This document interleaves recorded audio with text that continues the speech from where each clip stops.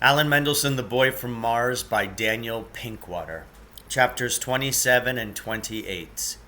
Chapter 27. While Samuel Klugarsh was gone, Clarence Yojimbo went around the room tapping all the scientific gadgets. He seemed to be listening to the taps. He'd keep tapping until he was satisfied and then move on to another machine. I couldn't hear any difference between the taps. "Most of your instruments were out of adjustment," he said to Samuel Klugarsh when he returned. "I've got them pretty well tuned up for you. Just try not to move them around too much. They're pretty primitive and delicate." "Now," Clarence Yojimbo continued between bites of yogurt, "I'm going to explain to all of you about the so-called lost continents.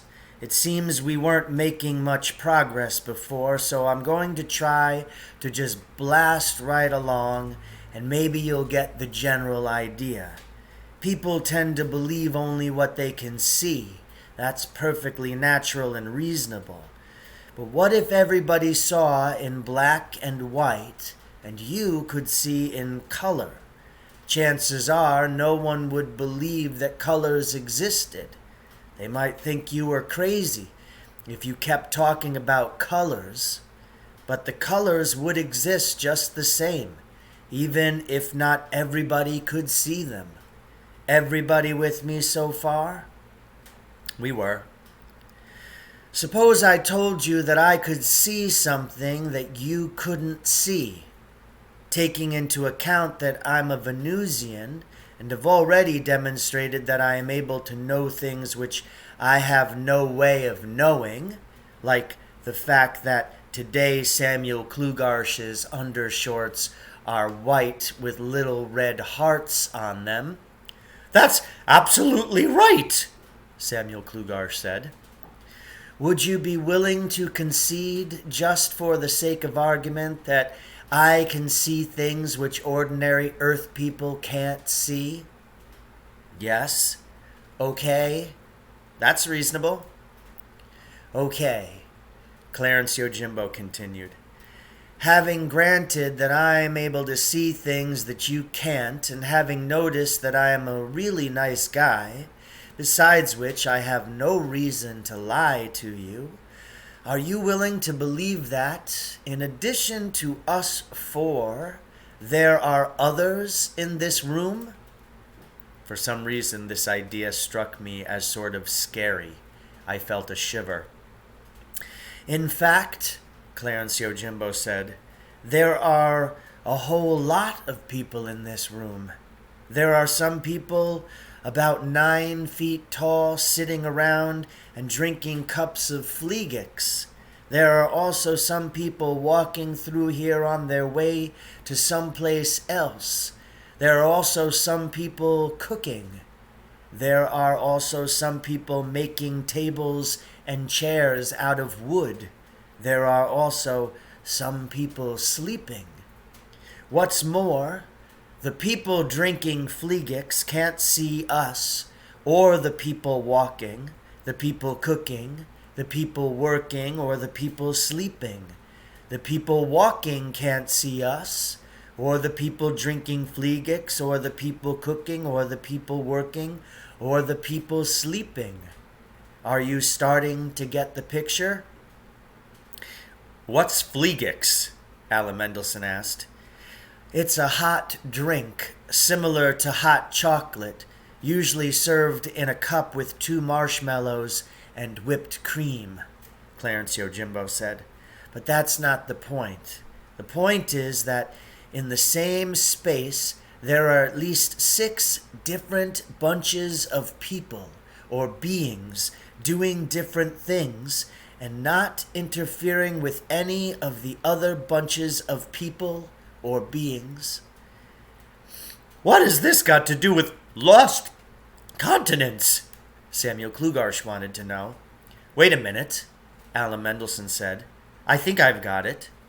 Those places where the others are, drinking Fleegix, walking, working, and so forth, those are the lost continents." "You've got it," Clarence Yojimbo said. "But continents are places," Samuel Klugar said. I've got at least 15 books in the front of the shop that tell you how there's proof that these continents used to exist. How did all these people get into that ghost-like state? Did they die, or what? One of the reasons, Clarence Yojimbo said, that you haven't got a bigger, more successful, mystical, occult bookshop is that you read all the books. What makes you think that the people I'm telling you about are in a ghost-like state, in limbo? What do you suppose they'd say if I appeared before them and told them that the three of you are sitting here in the back of a bookshop? They'd think we were like ghosts? Samuel Klugar said. Of course they would, Clarence Yojimbo said. They can't see you, they can't hear you, they can't feel, smell, or taste you. If I could persuade them to take my word for your being here at all, the best they could do would be to assume that you were insubstantial, like spirits. But you're not, are you? Samuel Klugar scratched his head. No, I'm really here. And they're really there, Clarence Yojimbo said. If you go to some tribe in the Amazon River jungle and tell them about Los Angeles, California, they're going to have a hard time believing you, even if you show them pictures. The best they're going to be able to do is fix up their idea of Los Angeles, California, so that it fits in with their everyday experience. Mr. Yojimbo, Alan Mendelsohn said, how come you can see all this stuff? Is it because you're a Venusian? That's right, Clarence Yojimbo said. Obviously, people from other planets are going to have extra powers that Earth people don't have. Anybody who has ever watched television knows that.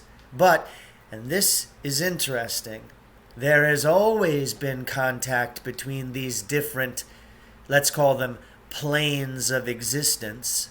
That's where all the stories about Atlantis and Mu and Lemuria and Nafsulia and Waka Waka came from in the first place. People from this plane of existence have stumbled on information from one or more of the other ones. Sometimes they even get a quick look. How does that happen? I asked. Well, it's like this, Clarence Yojimbo said. Right now, I'm sort of tuned in on Nafsulia. That's the plane I described on which people are walking from one place to another. It so happens that this room is right in the middle of the main street of Nafsu City. It's 4 o'clock in the afternoon on a business day. The Nafsulians have the same sort of time sequences as you do. So hundreds and thousands of people have passed through this room all day long. Not one of them has noticed that he or she is walking through a room. Maybe 1 in 5,000 will have a funny sensation just for a second while walking through here. Maybe 1 in 10,000 will have a funny sensation and pay any attention to it. Maybe 1 in 100,000 will suspect they have come into contact with something not visible in their ordinary world, but they won't quite know what it is. 1 in 1,000,000 or fewer will actually have a pretty good idea of what's going on when they walk through this room. And maybe 1 in 10,000,000 at the most will actually get a glimpse of us. And that 1 in 10,000,000 won't be able to glimpse us every time he comes this way. It'll just happen at random, maybe a few times in his life. Now, 1 Nafsulian in 100,000,000 will be able to really see what's going on here, just as clearly as I can see all of them. If that Nafsulian tells the other Nafsulians what he's seen, they'll take him to the booby hatch. He's a pretty intelligent fellow, so he doesn't say anything. Now that intelligent Nafsulian gets a look one day at, let's say, the Bermuda Triangle chili parlor. Chili is unknown in Nafsulia, although they have all the ingredients to make it. He watches the owner of the Bermuda Triangle Chili Parlor make up a batch of Green Death chili. He sees how it's done, and he makes some too.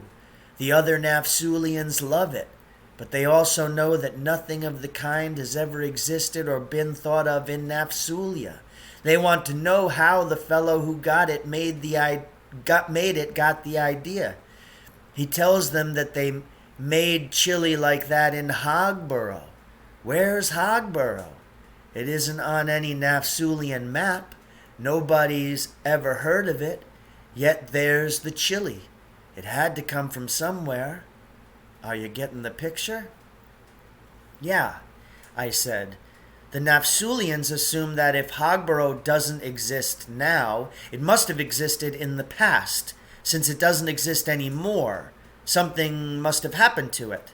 So they make up a story, Alan Mendelsohn broke in, about how Hogborough used to be a mighty continent, but it sank into the ocean. That's it exactly, Clarence Yojimbo said. Now why am I bothering to tell you all this? Because you like us, Samuel Klugar said. Because I like you, and something more important, Clarence Yojimbo said. A while ago I told Alan and Leonard that they were the first people ever to be able to turn what you call State 26 on and off at will. I also told them that using that power to do simple tricks was wrong because it would cause them to be unable to find out what that power was really good for. What that power is good for is to enable a person to see and hear what is happening on the other planes of existence. That's how Venusians do it. Any person equipped with what you call State 26 can learn to travel in and out of the various parallel planes of existence. Remember, I said that some people have always been able to experience State 26 at random moments. Those are the people who get little blips from the other planes of existence. Even the guy who discovered Green Death chili couldn't do such a thing at will. But these two boys can learn to do it just the way I do. By the way, Mr. Yojimbo, Alan Mendelsohn asked, how exactly did you get to Earth? A good question, Clarence Yojimbo said. I come from the sixth existential plane on Venus. To get from the sixth existential plane on Venus to the Waka Waka plane on Earth is as easy as taking a bus to West Kangaroo Park, where you guys live. Then, equipped with what you call State 26, I can come from the Waka Waka plane directly to this one. If I want to, I can get back to my home plane on Venus in about an hour and 20 minutes, which I don't want to do because they're having a terrific snowstorm there right now. Do you mean to say that we can do that too? I asked. When you learn how, Clarence Yojimbo said. How do we learn how? Read my book. Chapter 28. Your book? Do you mean Yojimbo's Japanese-English dictionary? Alan Mendelsohn asked. That's the only book I ever wrote, Clarence Yojimbo said. It explains step by step how to observe and even visit other planes of existence. But you said that following the instructions in the book was wrong, I said. It's wrong if you read the book backwards, noting only the second word in English in each entry, Clarence Yojimbo said. That was the idea of that so-called scholar Rodney Rubinstein. The right way to read the book is front to back, using the key. Then you get the instructions in interplanar existential communication. Good Lord, how I admire this man, Samuel Klugar said. The key? Alan Mendelsohn and I asked. The key that comes with the book. Didn't you sell them a copy of the key with the book? Clarence Yojimbo asked Samuel Klugar. I never heard of the key, Samuel Klugar said. All I ever saw was the dictionary.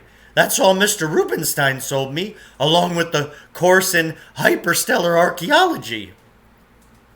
Well, you've got to have a key. Otherwise, the book is no good, Clarence Yojimbo said. Where can we get a key? Alan Mendelsohn asked. It so happens I've got one with me, Clarence Yojimbo said. I'd really like to give it to you, but they're expensive to produce. The Laughing Alligator Brothers and I have expenses to meet. You see, even a Venusian needs money to get around. There's gas for the motorcycle and food and all sorts of things. Could you sell us the key? Alan Mendelsohn asked. Well, yes, Clarence Yojimbo said. That hadn't occurred to me. I'm really interested in your developing your powers to their highest potential, but that would be the best way. How much would you want for the key? I asked. There was something strangely familiar about all this. Let's see, Clarence Yojimbo said. The last time I sold a copy of the key, it was to Rodney Rubenstein. I charged him, now let me see. Clarence Yojimbo took a little notebook out of his jacket pocket and thumbed through it. Here it is.